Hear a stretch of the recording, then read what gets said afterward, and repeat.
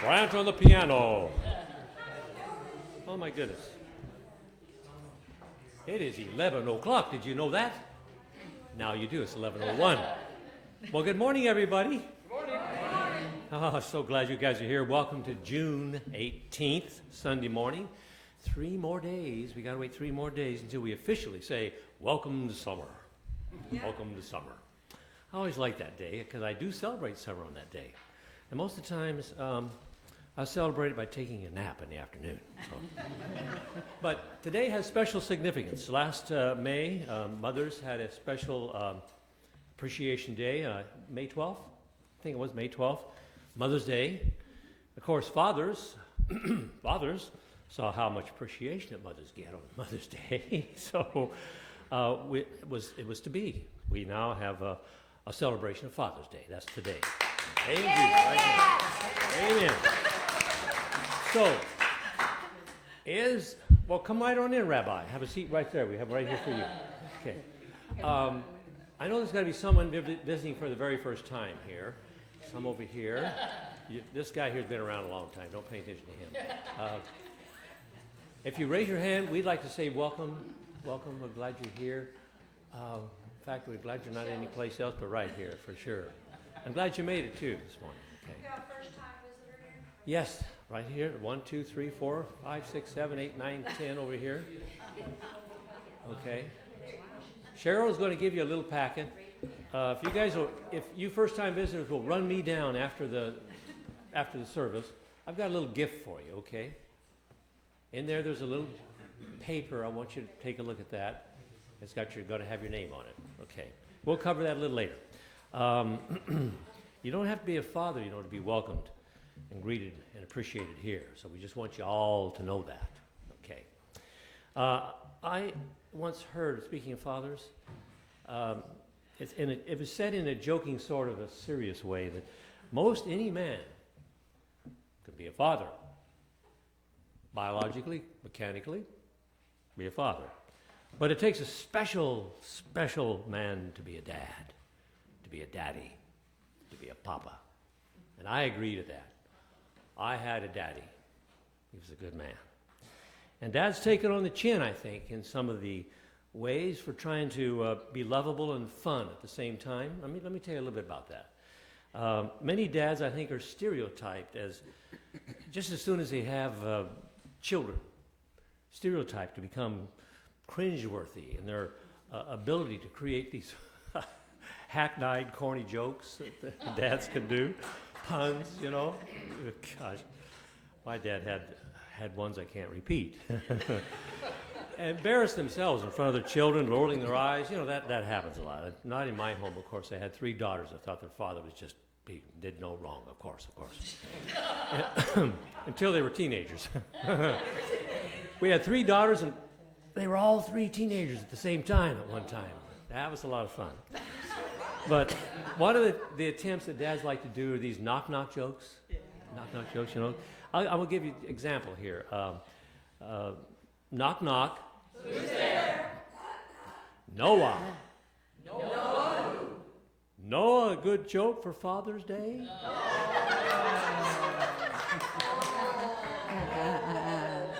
Well, I've got one too. Oh, okay. Okay. Knock, knock. Who's there? Justin. Justin who? Just in time to say Father's Day. Happy Fathers everywhere. All right, give Father's Day.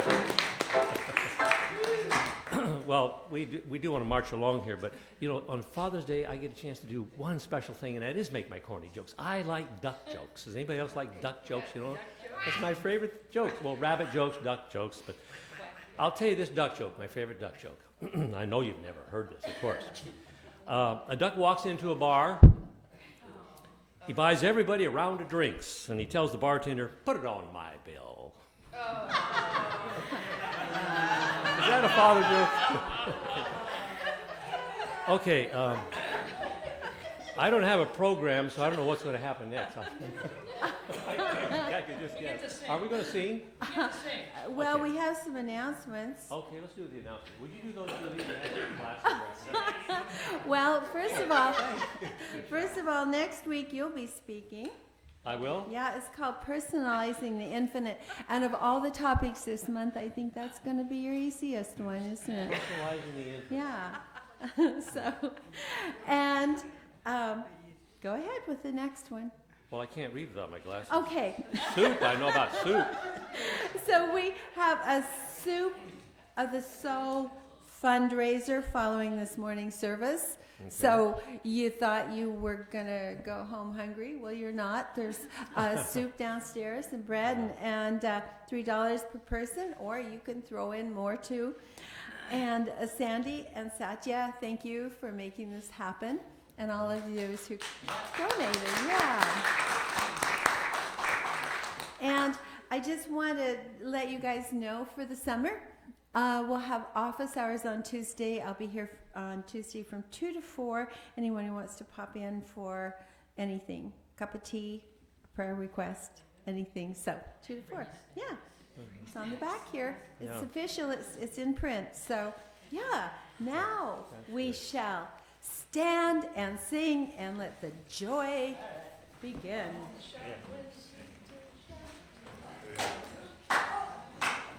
You don't need the program. It's easy.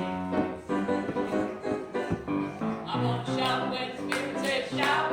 I'm gonna shout when the Spirit says shout. Shout, shout, shout, shout. Praise the name of the Lord. I'm gonna sing when the Spirit says sing. I'm gonna sing when the Spirit says sing. Sing, sing, sing, sing, and praise the name of the Lord. I'm gonna love when the Spirit says love. I'm gonna love when the Spirit says love. Love, love, love, love, and praise the name of the Lord.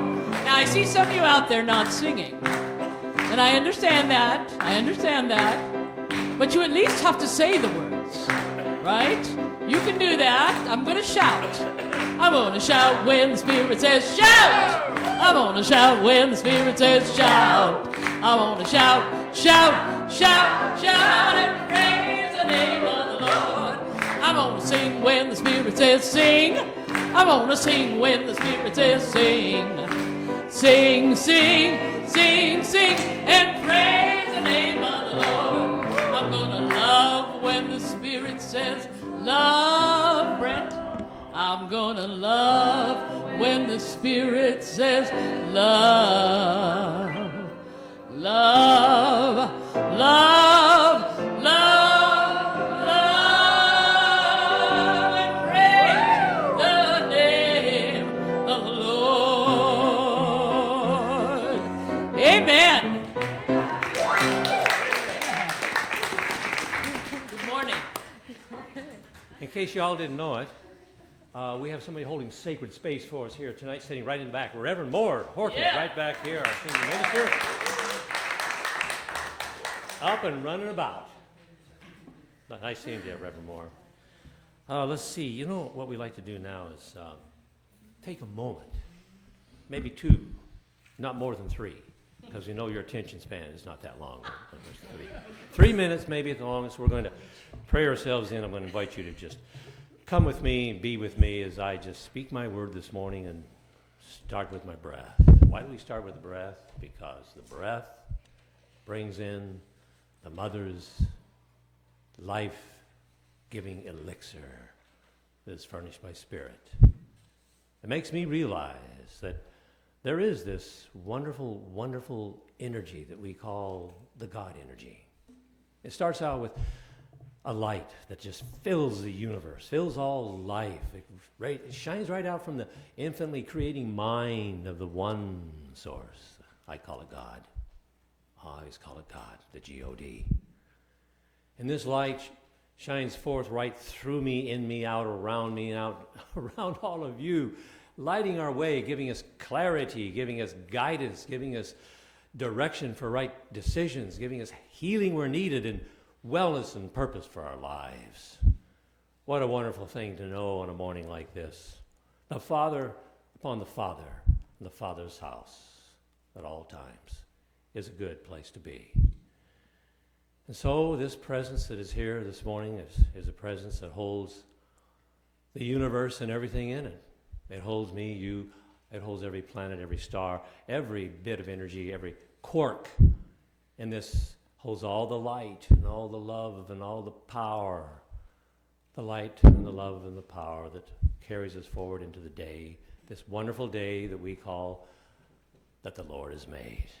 We know that all is well. And so if you can agree with anything I've ever said this morning to this point, just let us speak in one voice as we say, and so it is. Amen. Okay, we have an affirmation in our bulletin, if you take a look at the program. And let's read it together in one voice. I acknowledge one of life's greatest gifts, the gift of spirit. I see how it works through me, as me, making me one with all life. So, from the deepest wellspring of my heart, I just allow this divine joy to flow out into my world. And so it is. Oh yeah, that carries us right into another pleasant thing we do in a morning like this. We do an inspirational reading, and inspirational reading is ready to come forward and bless us with that wonderful reading of the morning. Susie, you get the mic that you want.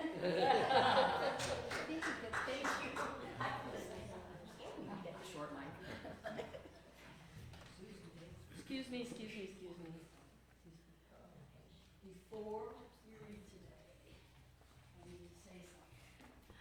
Would you please stand right here, Susie? And Greg, would you please come up and join Susie? I got both in trouble. We're in trouble. Users are not in trouble. There's no pink slip? No pink slip. Principal's office? Susie and Greg. Let's see if we can get this mic to work.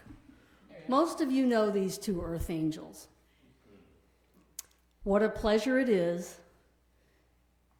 I'll try to keep it together here. And has been to have these lovely souls grace our little chapel with their fun and energetic selves for the last year and a half or so. Because they are heading back home to California next Sunday, right after the service, let us recognize them for the gifts that they are and for the gifts they bring to Woodland Chapel. Some of their gifts, Susie, one of our readers, her yummy potluck and hospitality treats, Greg, who does most of the setup for the potluck, and together stocking the cupboards with potluck goodies and helping with the meditation garden parties. And also, so many more things that they've done behind the scenes that only God knows. I know I am, and I can bet that you feel too, so very blessed by their presence, friendship, love, support, fun, and funny sense of humor. Potlucks just won't be the same fine dining without you. You surely stepped up the game on setup, presentation, and taking care of our congregants during the meals. Susie and Greg, on behalf of all of us at Woodland Chapel, please know that you are loved and you will be missed. I know it was a tough decision, but the right decision for you both. We, and God, and the universe too, wish you joy, peace, fun, love, and happiness in all ways, always.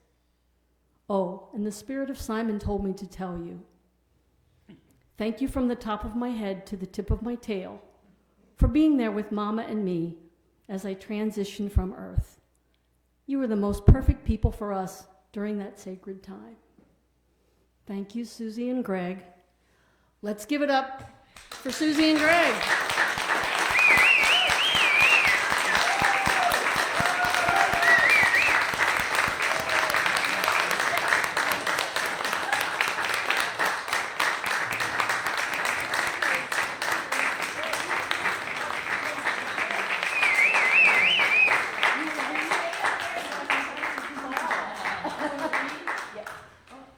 Sure. I'm so happy to read. Okay.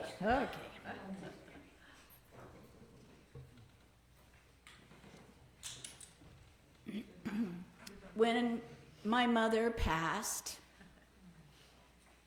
she did not want a celebration of life.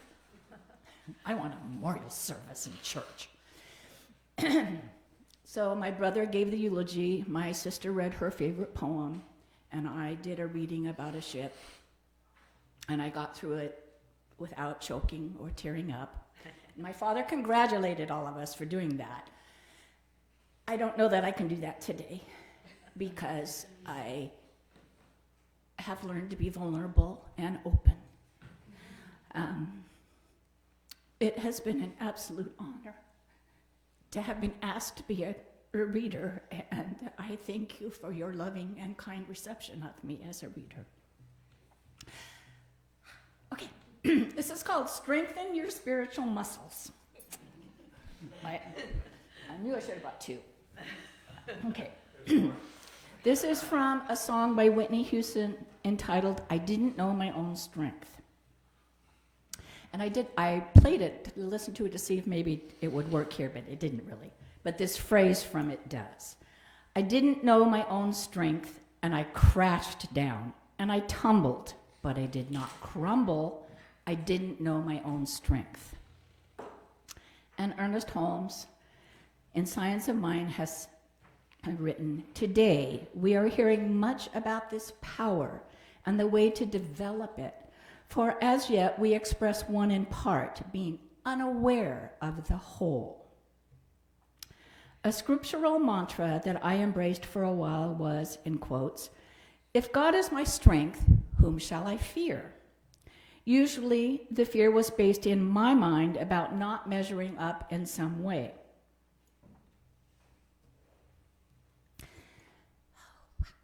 It wasn't fear of losing a job, shelter, or access to food. It wasn't fear for my physical safety. It was fear created by my identification with who I thought myself to be. The type of fear I experienced doesn't require strength. It requires right contemplation. It requires seeing the truth in ourselves as unique and wonderful expressions of life. When we see rightly, our fear is released, thank God, and we lean on our true identity as God. In our human experience, we do need to build strength. Strength is required to have the resilience needed to navigate life on this planet. Forget Mars. We need strong faith, strong, consistent spiritual practices, and strong inner centers. Thank you. Although I do the work to build muscle, I know my mental, emotional, and spiritual strengths are perhaps more, there's no perhaps about it, more important. Even if my body diminishes in power over time, there is a power in me that never diminishes. This power lies in knowing I am centered in God, flowing from God, moving in God. When I remember my true source, I am strong and without fear of the world. Because I sometimes, a lot of times, forget who I am, taking care of my spiritual muscles through devotional practices keeps me prepared and ready for life. And the wonderful affirmation that accompanies this. With God, in God, as God, I am strong in spirit, and the world cannot harm me. Namaste.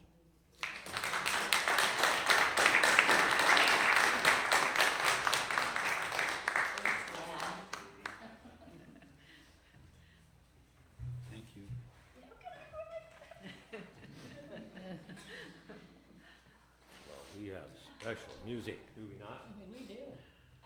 Right? Favorite things. My favorite things.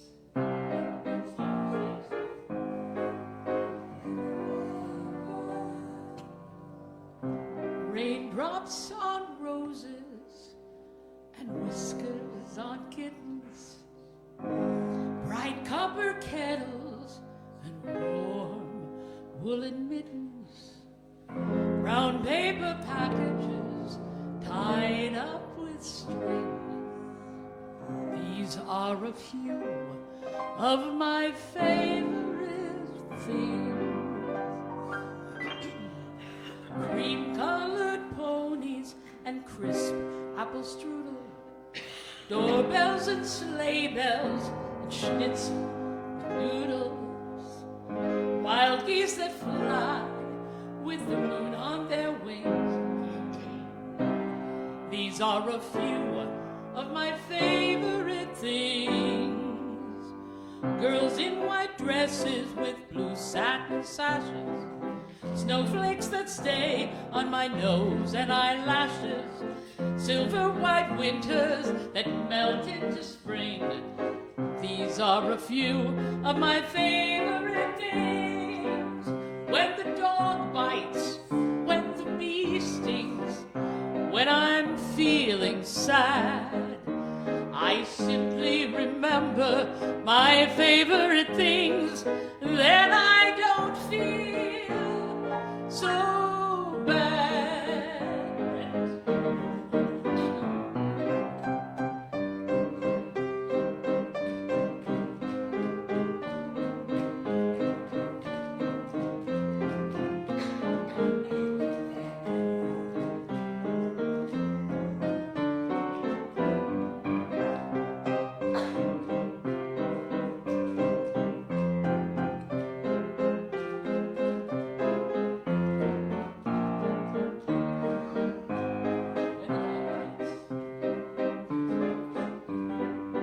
When the dog bites, when the bee stings, when I'm feeling sad, I simply remember my favorite things, and then I don't feel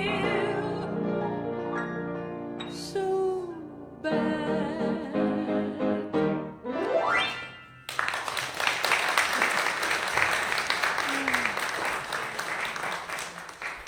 Thank you, Darcy. It's a good thing Darcy and I go back so far, because I just drove her crazy last week by sending song. How about this song? How about that song? I've never heard of that song. Well, I just found it. Well, so anyway, thank you. She's so good. She's so easy and fun to work with. So thank you, Darcy. So self-care. Wow. You know, I generally, Centers for Spiritual Living, as we've said before, sends us topics, and I generally use them, not always. But we've been using this self-care this month, and you would think that would be really easy, wouldn't you? And so, because in doing these, it just, you know, you can't just give a message. I can't. I don't. I have to feel it. I have to know it. I have to find myself in it. And I have found this idea of self-care very interesting. And I thought, well, I'm going to do self-care. That sounds so cool. And I get to do what I want to do, and I get to take care of myself, and that means I will enjoy. And, you know, it is harder than you think. I don't know. I find myself feeling every moment. And I decided to take 2 days off a week, and Mondays for sure. Mondays for sure. No, and I'm not going to work. I'm not going to work. I mean, I just have to fess up that this has been really challenging and interesting and great. Does anyone else have that problem where you really just have to gift yourself with something and hold to it, and hold to just doing nothing? It's just not easy. So in our monthly theme, I love how it states it. It says to live our life to the fullest. And I think this is true.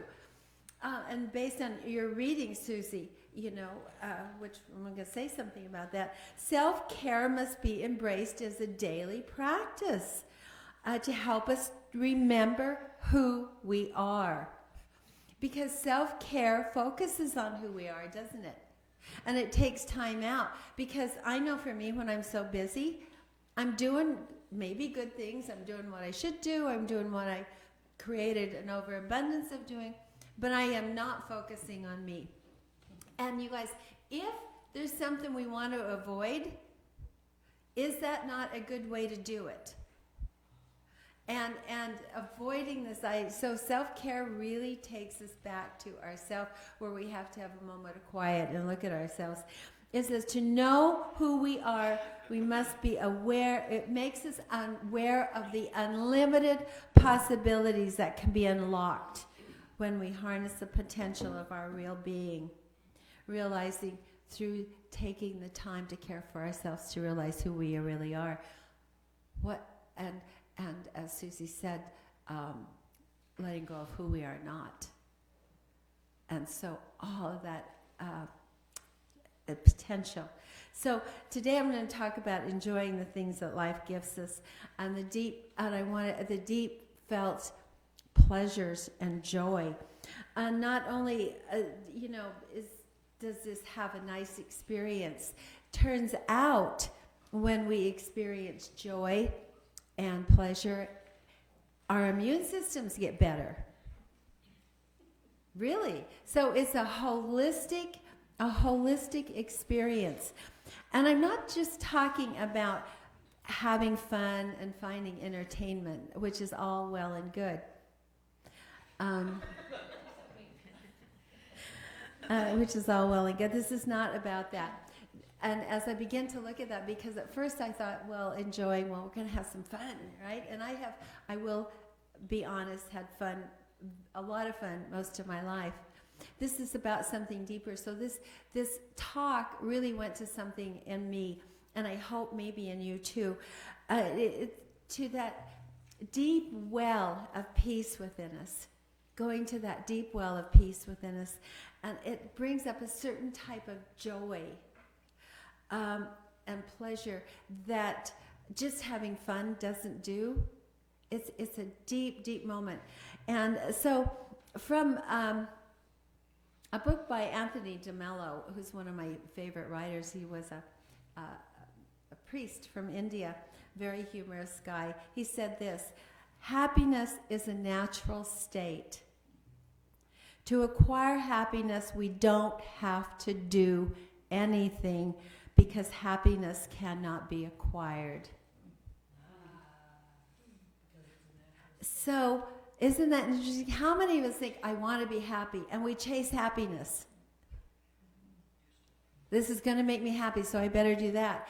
The interesting thing, and I certainly didn't learn this way, way late in my life, that you cannot chase happiness. You cannot find happiness. Happiness already exists within us because of our very nature. And it is revealed to us through the activities of our life. So, and what are the keys? The keys to experiencing what we already have within us? Because a lot of times we just don't experience that, do we? Otherwise, we wouldn't go looking for it like it's out there. But isn't it true that everything ultimately is in here? So what are the keys to releasing that? Well, the first one is to drop something. And to drop the labels. And as Susie said in her reading, to drop an idea she had of herself, you and I have of ourselves. And we create these ideas based on all sorts of input. We talk about this all the time. Based on all sorts of input from our culture, our school, or whatever it is, we create this idea of ourselves. And it's just an idea. It's just an opinion, you guys. And so the first thing to do is to drop that, to drop the labels, and to drop the flavor of the day. Well, this is how we should do and how we should think right now. It's really popular. Or to give up conformity where it's not necessary. I know we have to conform to a lot of rules in life. But there's a lot of things we conform to out of pressure that feel uncomfortable to us. So we drop that. And then we want to capture something. To capture and release our creativity. to do what we love, to do what we have a passion for. And we all might have to work at another job to help support ourselves so that we can pursue our passion, or maybe not. But it's that, okay, you guys, because we have that divine creative essence, we all say that God is who we are, it's a part of who we are. Well, what is more creative than the expression of this entire universe? And while we are not all God, everything within us is of that divine nature. And so there's a creativity. And you might have said, well, I'm not creative. Well, that is not accurate. Ernest Holmes says, not only human beings, but everything in nature is endowed with a creative urge. With a creative urge. Everything. And so you are. And it's about letting go of what we think we are. So that, and what do? You stand in the unknown. You stand in the unknown with that practice of who am I? Who am I? And just let that be, because who we are is really so much vaster, that we really are moving into the unknown. I want to tell you a story that I am sure I have told you before. But for those of you who I haven't told before, it's about this person called Martha Beckett. Do any of you know who she is? You probably didn't remember when I told you about her before, did you? That's why you get to hear about her again. One of the places I like is Death Valley. I just find Death Valley so fascinating. And so I've been there with my husband a couple times, and then with my children a couple times. And one time we were there, and I like old weird places. And there's a little place, I'm going to put that there if anyone wants to look at it afterwards. There's a place called, I'm going to say this wrong, Amargosa Junction. And there's like a filling station and a little little motel. And a building that looks a little bit, if you have ever seen Grange buildings, of this hall. And it was a community hall for that area. There were, like, the Borax had a company in Death Valley and whatnot, so there were people there, but not so many. I don't even think Borax is a company there anymore. But so there's not a lot of people around living in Death Valley.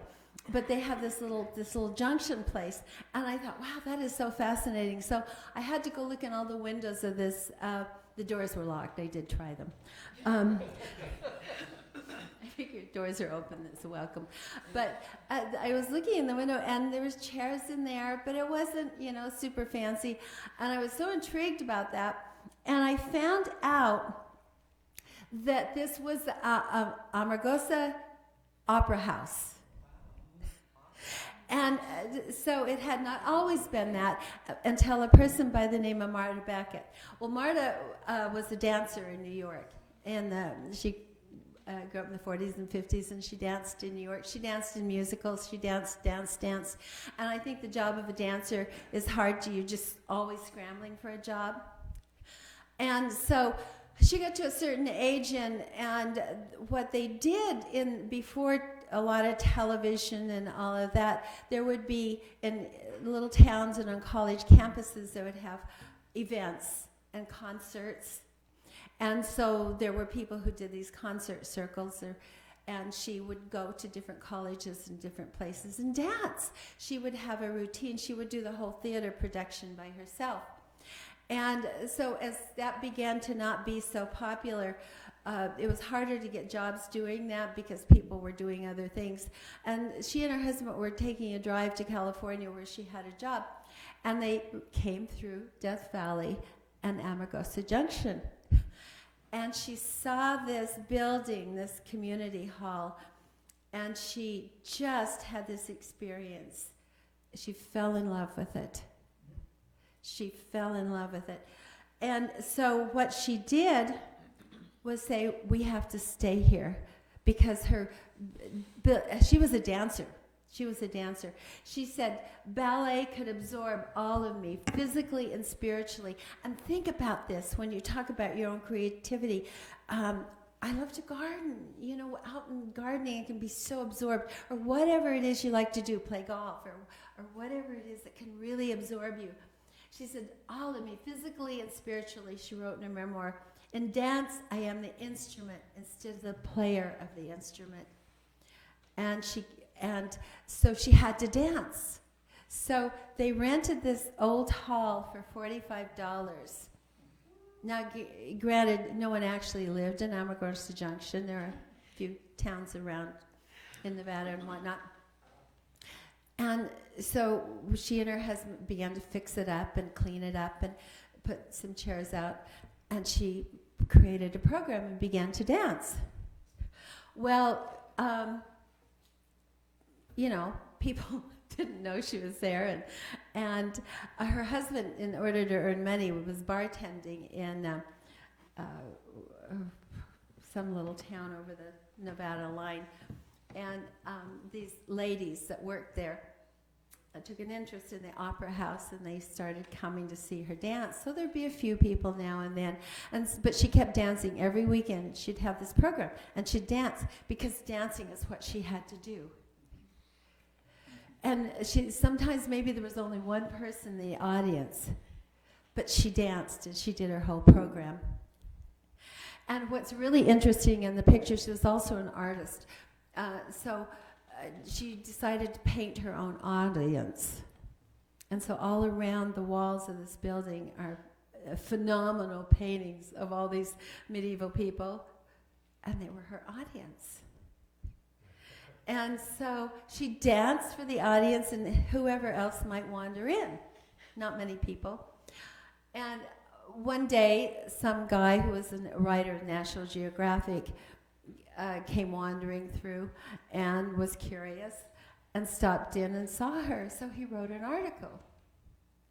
And then, it's in the National.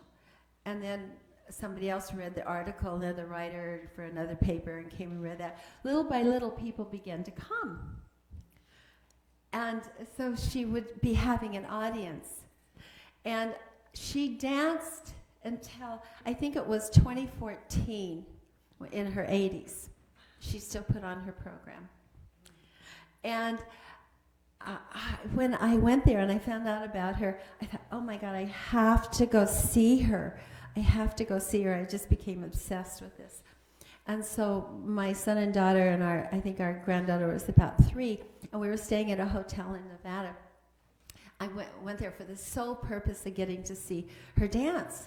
So we went, and I'm not thinking like you have to have reservations to get your tickets early.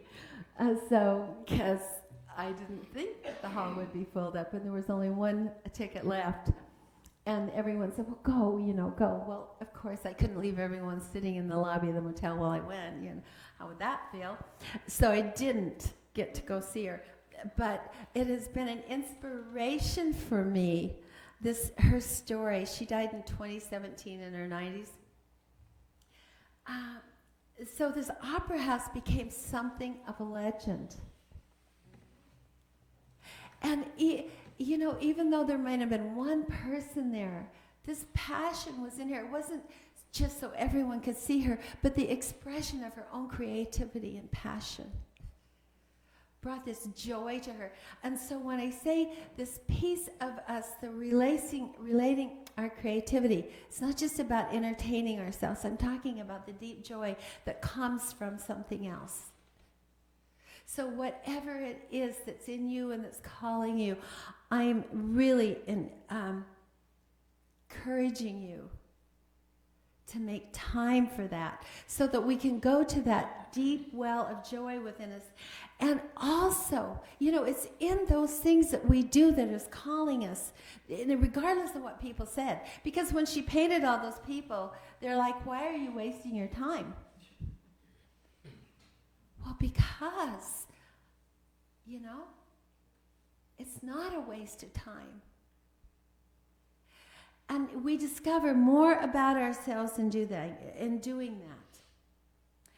And so, and this is a journey for me. I got to tell you, because I have maybe too many things that I love to do, and too many things that I have to do. So it's so easy not to do those things I love to do. that are passions for me. So this talk is really actually for me, but I'm glad you guys are here to listen to it. So, but this is so important. And the second thing about I want to say about finding the deep well of joy, and this is going to a deeper place, is living close to Spirit. Living close to Spirit. You can call it however you want. And one of the things that keeps us from enjoying that deep well of joy and peace and pleasure is the stress and worries in our life, isn't it? And worries projecting about something in the future that may or may not happen, or money, or health, or security, or how am I going to be able to do this or that, or it can be overwhelming. It can be absolutely overwhelming.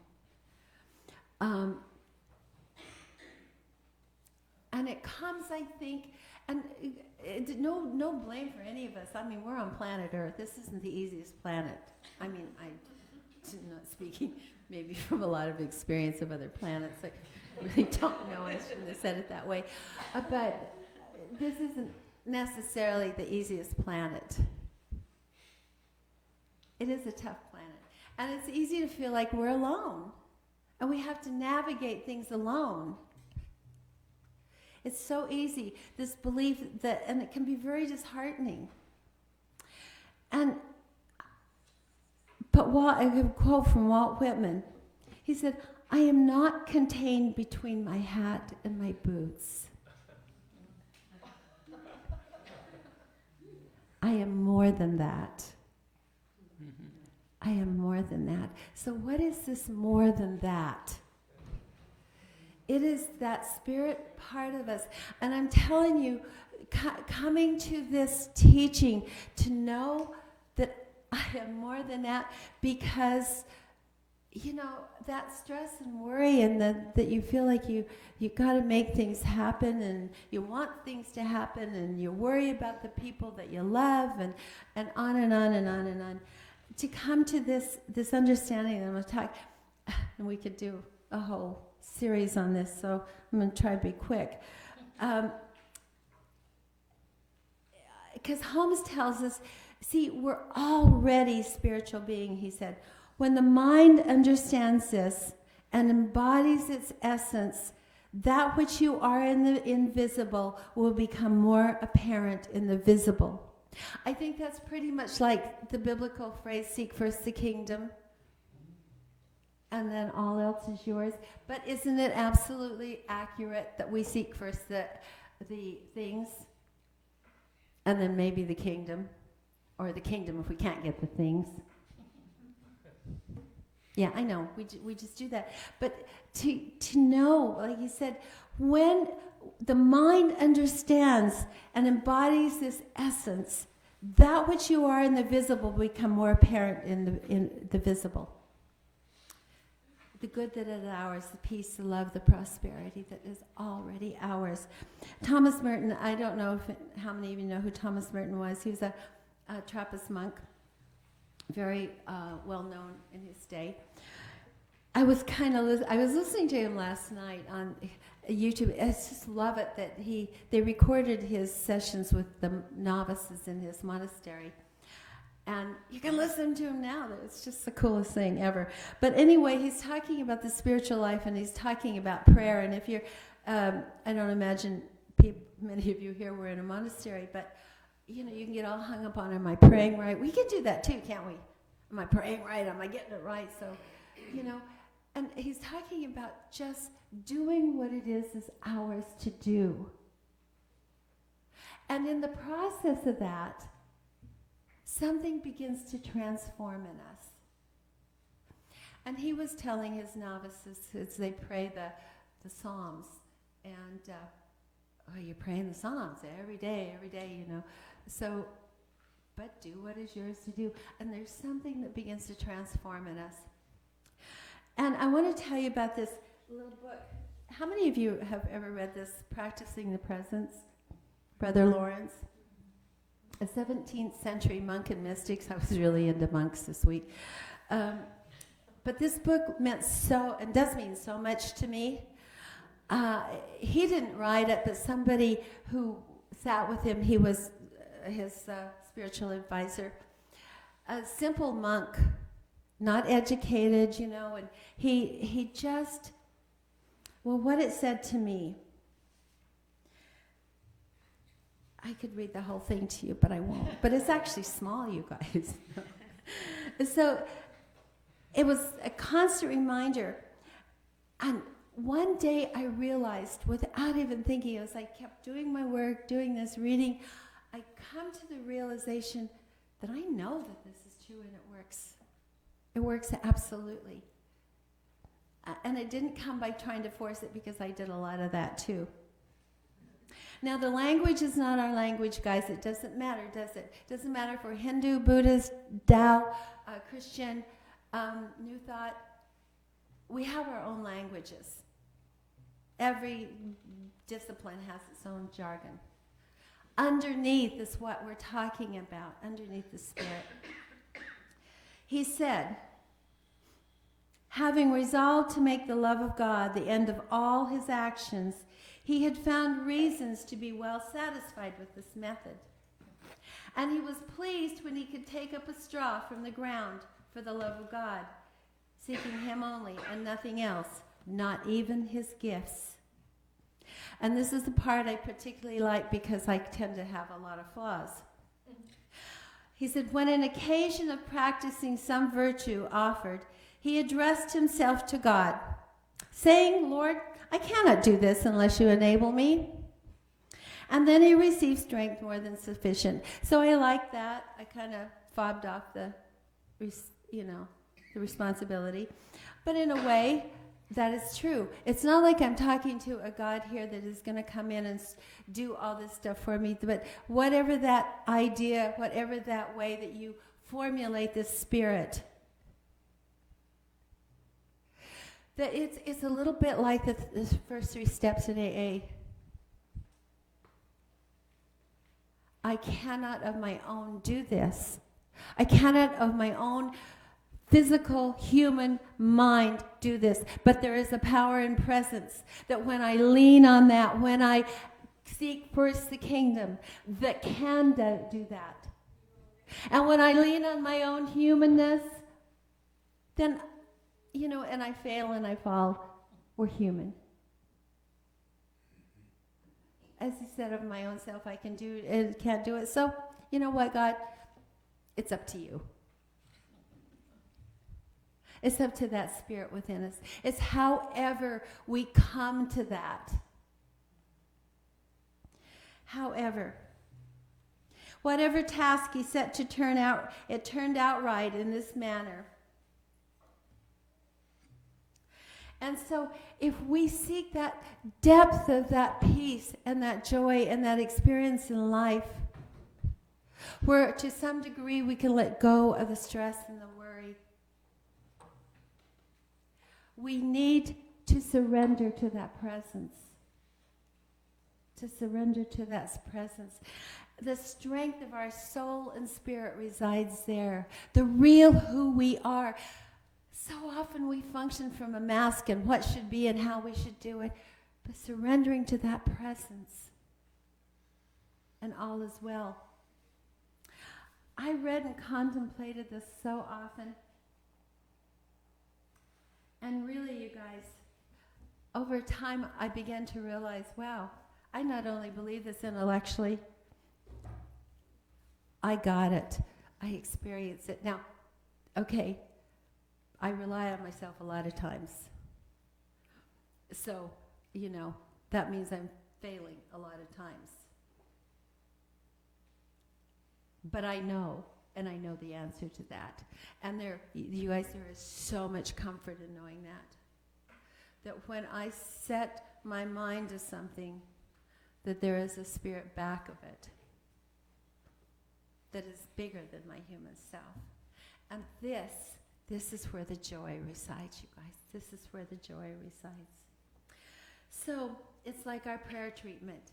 In our prayer treatment, the first step is that there is only one, there is only God, there is only presence in and through all things. So let us come together for a moment and then let us pray together. Because this is it. This is what we're trying to grasp in our prayer treatment. And when we get it, that there is only one life, one presence. Expressing as us, expressing as all life. Then that is it. For that power and presence is greater than our human minds can conceive of. And it is the good that is God. It is the good that is for us. It is the presence of wisdom. And so right now I would like you to think of something in your life right now that is a challenge, that is a stress, that is a worry.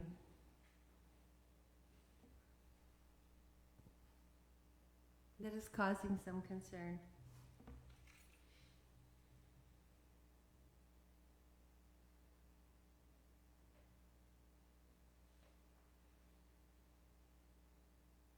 And so what you and I know is our finite minds may not be able to solve this. But see, whatever that is, right where that is, God is. The power and presence, because there is nowhere God is not. There is nowhere God is not. So we take our mind from the problem and we place it on the source of our being. We place it on the God of our being. We place it on spirit presence. We practice the presence. Knowing that there's a power and presence greater than our human self that knows what to do, how to do it. And I choose not to muddy it up with my own mind. So just take a moment to see that, to know that, and to be grateful.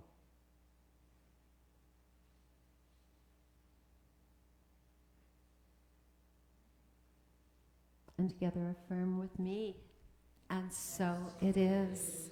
Namaste. Thank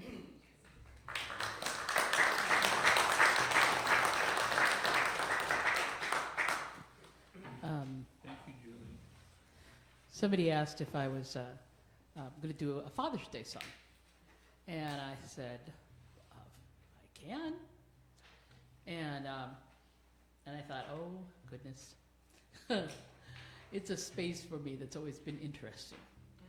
And this song helped me to find my place in that word of Father's Day, those words, Father's Day. What does that mean? And I've been very lucky to have men in my life who fathered me. I've had women who have fathered me. I've had all sorts of wonderful people who have accepted that task and stepped up, brave souls that they are. And but when I found this song, I thought, yeah, you know, what Julie's talking about, this concept of knowing that it's not all in you, it's not all of your understanding, it's not all of what the world tells you it is greater than that. And for me, this song speaks.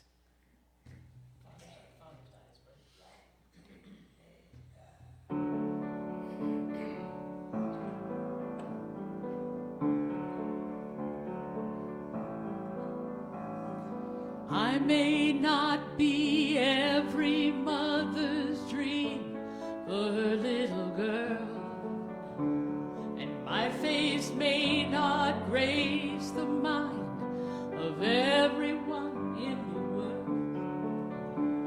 But that's all right, as long as I can have one wish I pray.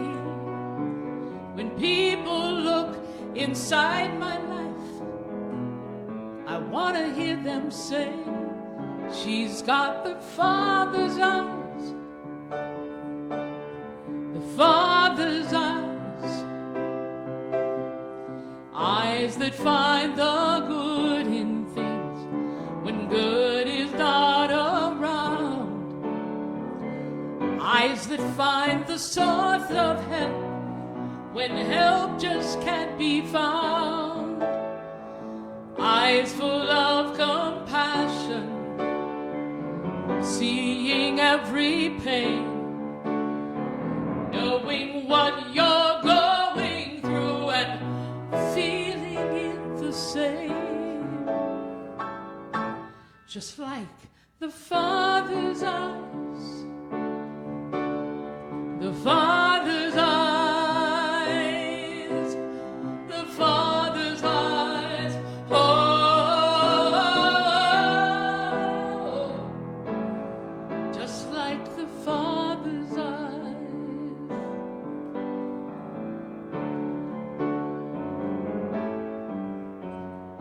Every day when I must claim all the things I have done, for good and bad, they've all been seen by everyone. But if you're called to stand and tell just what you saw in me, more than anything I know, I want those words to be. She's got the Father's eyes, the Father's eyes, eyes that find the good in things when good is not around,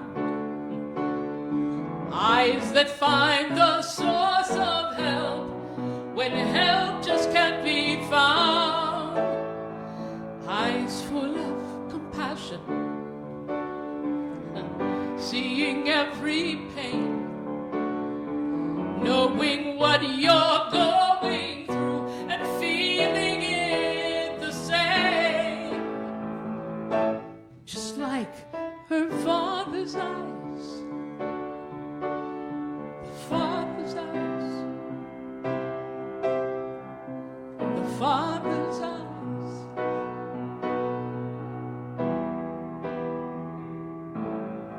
She's got the Father's eyes.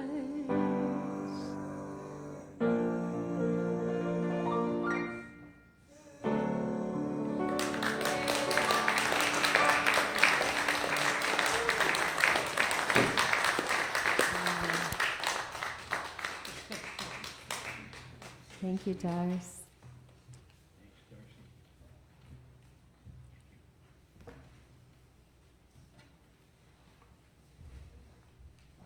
So we're going to ask the ushers to come forward who are going to help with the offerings. And we all know that in the program there's a wonderful offering comment thing, affirmation that we say. Starts out with divine love. So let's say that together. It's right in the program there. Divine love, as me, blesses and multiplies all that I am, all that I have, all that I circulate. So it is. Yes. All right, in your program, you have a song. Most of you know it, I hope. Let's do it together. I've got the joy, joy, joy down in my heart. I've got the joy, joy, joy, joy down in my heart. Where? Down in my heart. Oh, there. Down in my heart. I've got joy, joy, joy, joy down in my heart. Down in my heart to stay. I've got the peace that passes understanding down in my heart. Where? Down in my heart. Oh, there. Down in my heart. I've got peace that passes understanding down in my heart. Down in my heart to stay. Go, Ray. Yeah. Yeah. Woo!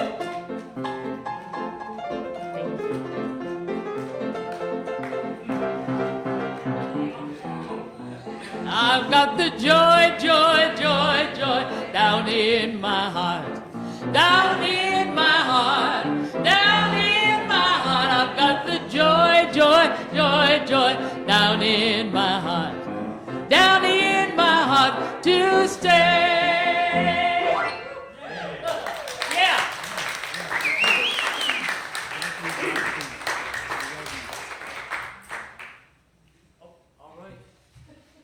bless this entire abundance right here before hanging, 4 hands. Oops, no, 6 hands, 2 hands, 4 hands. They're all holding it. Holding, it's part of your hearts. You know, as we recognize 2 of our beloveds leaving us to go onward into their journey of life, they take a piece of our hearts, and they leave a piece of their hearts. We'll recognize them if we see them someday. And that's what you do every time you make an offering to keep this house of faith working, open lights on, people coming, people like Julie giving us these wonderful messages of the morning.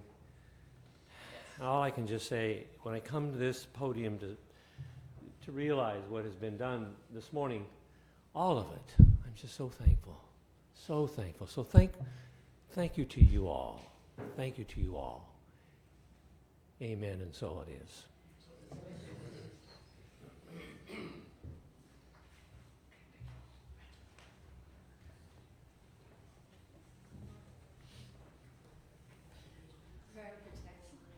Yeah, let's stand. I love these words. And you know, most New Thought churches around the country, around the globe, and what some of you who are new to this don't know, but we have churches around the globe. That's right. We do. And Worldwide. yes, worldwide. And we most often, and not only us, but Unity says, well, actually, he was a Unity guy, says this together. So let us say it together, really loving the words and knowing we're saying it with thousands of people. So, the light of God surrounds us. The love of God enfolds us. The power of God protects us. The presence of God watches over us. Wherever we are, God is, and all is well.